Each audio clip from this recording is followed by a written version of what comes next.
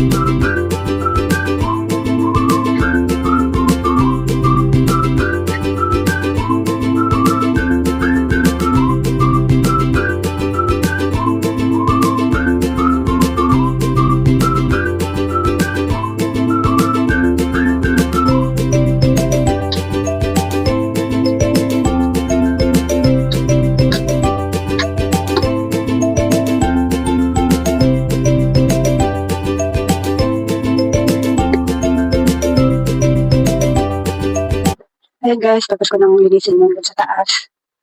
Ayan, tapos ko nang linisin yan. Tapos dito rin, tapos ko nang linisin. Ayan, pati yung lagayan ng mga ano na yan guys. So, papalitan ko din yan kasi sobrang laki niya. Kaya papalitan ko yan. Hindi pa kasi narating yung aking mga order guys. Kaya, ayan, bakante mo na yan dyan. Abangan nyo yung ano guys, kung ano yung ilalagay ko dyan. Ayan, hindi pa kasi narating yung aking mga order guys eh. Pero habang hindi pa siya narating, nilinis ko na lang muna. Kasi wala akong magawa. Ayan, abangan nyo guys kung ano yung ilalagay ko dyan. Tapos ko nang linisin dito guys. Pero may hugasan pa ako dito guys. So, hindi ko, mamaya ko na siya huhugasan kasi sobrang init. Magpahinga muna ako. Lalo na dito sa lamesa guys. So, mamaya ko natatapusin yung paglilinis kasi magpahinga muna ako guys kasi sobrang init.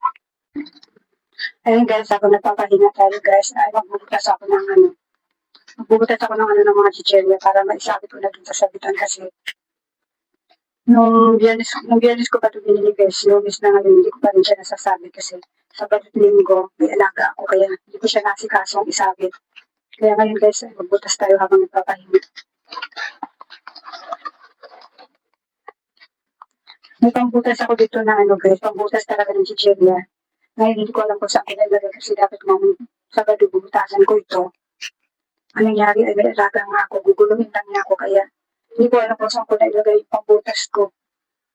Kaya ito na lang ang gagamitin ko guys, so, pang ano, yung pangbutas ng mga bond paper.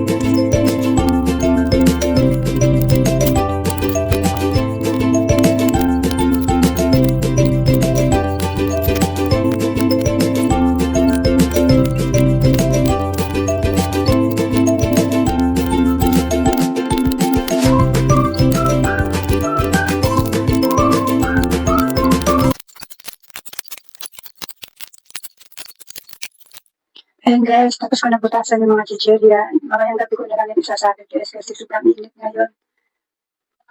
Ayan guys, so tingnan nyo, ang linis ng aking stand dun sa taas. So, nawala na yung, hindi katulad kanina, ang daming kalat.